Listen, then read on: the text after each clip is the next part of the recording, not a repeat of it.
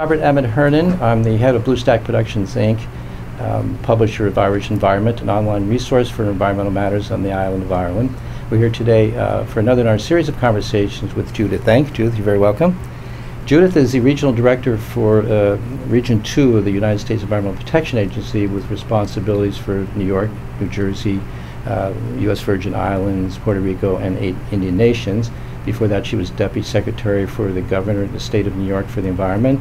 Before that, she was a Special Policy Advisor for the New York State Attorney General's Office in the Environmental Protection Bureau, where we met for the first time and worked together. Before that, she worked for a number of environmental organizations. So I think it's fair to say that her beginnings were in the grassroots movements. And I wonder, Judith, if we could talk today about what's been happening over the last several decades and what changes have taken place. And what were the first several issues that were most important to you when you first got involved with the environmental movement? Well, the earliest issues I worked on was cleaning up abandoned toxic waste sites, improving air quality, trying to reduce acid rain in the Adirondack Mountains in New York State, upstate New York. Also protecting drinking water supplies.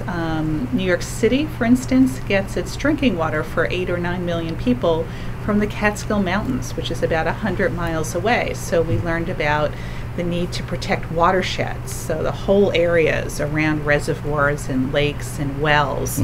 I think the public has become more sophisticated on environmental issues. It's a whole lot more than clean air and clean water. People are looking at the environmental impact of their consumer choices.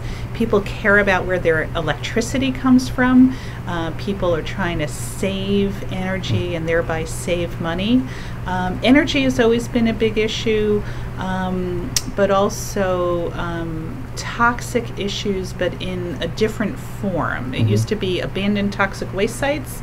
Now people want to know, are there toxins in their consumer products, in their shampoo, in toys. There have been a lot of recalls of lead paint on baby toys, which is amazing. And also food. People are looking for less or zero pesticide residue on their food. You mentioned energy. That's one of the issues that has changed in the last 10, 15 years. We never talked about energy 20 years ago when we were talking about environmental issues. It does seem to be critical for most people, does it not? Absolutely. I think there's a real marriage between energy and the environment, and a real urgency in terms of environmental impacts. You look at the past 1 year period where we had the BP oil disaster in the Gulf of Mexico. We had 29 coal miners die at a coal mining accident in West Virginia, and of course the continued uncontrolled radioactive releases in Fukushima, Japan. That all happened in 1 year, which I find amazing. And I think it's waking people up to that intersection between how we generate electricity and what the long-term impacts are, not just for the environment, but also human health. There does seem to be a lacking of a kind of a national energy policy, looking at all those options and what the costs and benefits are for all of those. We don't seem yet to have a coherent national energy policy that emphasizes clean energy and energy efficiency. We're nibbling around the edges. President Obama, for instance, has proposed eliminating much of the federal subsidies for fossil fuels. That's long overdue. EPA's been doing some really great work improving mileage efficiency standards for cars and trucks. But do we have a comprehensive plan on energy? Presidents have been talking about it since Jimmy Carter. I think President Obama is getting us there in bite-sized pieces, but as we've seen on the climate change front, there doesn't seem to be much interest in Congress to tackle climate change in a comprehensive way. It's more incremental steps. You were very interested in the bottle bill, which is one of your pet projects, and you've been involved with that for how many years now? 30. 30 years. And it took how many years to get the first bottle bill? 10 years to get the original. And tell our audience, which may not many bottle bills in the European context, what that is.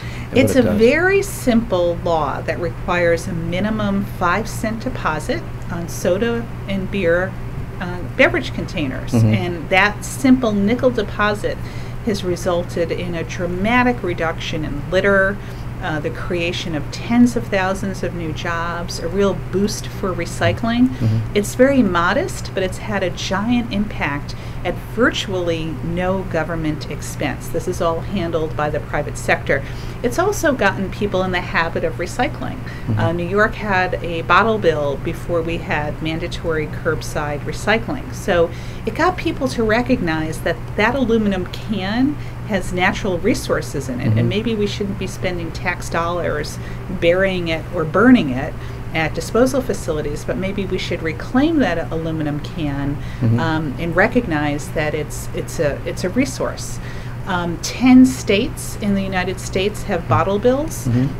Germany has a very innovative packaging law that gets to the same thing, but if a country doesn't have a comprehensive packaging law, a bottle bill is an interesting way to introduce the concept of sustainable materials management, and that a lot of things that we're spending a lot of money, as I say, to dispose of, we could be reclaiming and reusing.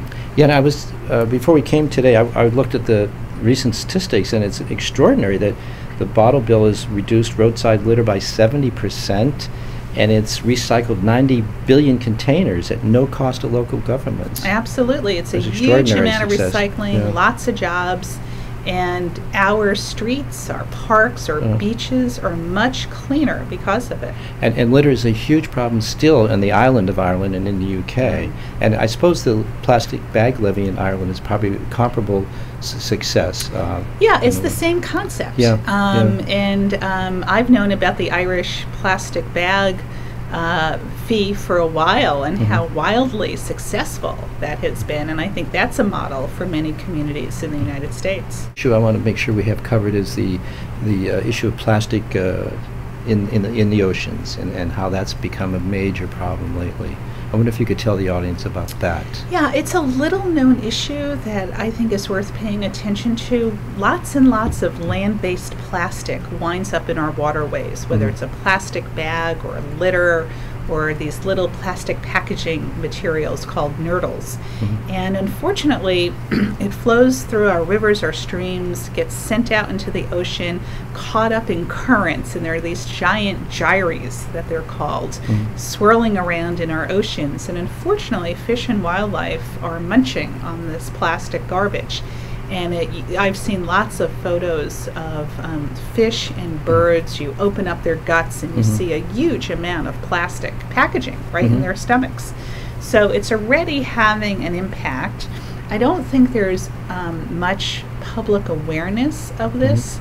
No one federal agency or international agency seems to be effectively tackling this. No one country is owning this as an issue. So I think it's an area that's ripe for public attention and private sector action and government action to reduce the amount of plastic junk that we're sending into our ocean. And it's interesting, the bottle bill was 10 years to get the bottle bill first, and then 10 years to add the water. The nickel deposit on water, and I think that's important for us to realize, because this climate change has taken a long time, and the fight against the tobacco companies was a really good 10, 15 years to overcome that opposition. So we should remember that. Nothing happens quickly. It usually takes me 10 years to institute a comprehensive change. That's my average, 10 years. So climate change, maybe that's going to take 20. I'm going to hold you to that. We have witnesses here. 20 years and today. Okay. Okay. Give me 20 years on climate. Okay. And actually, I believe you on that.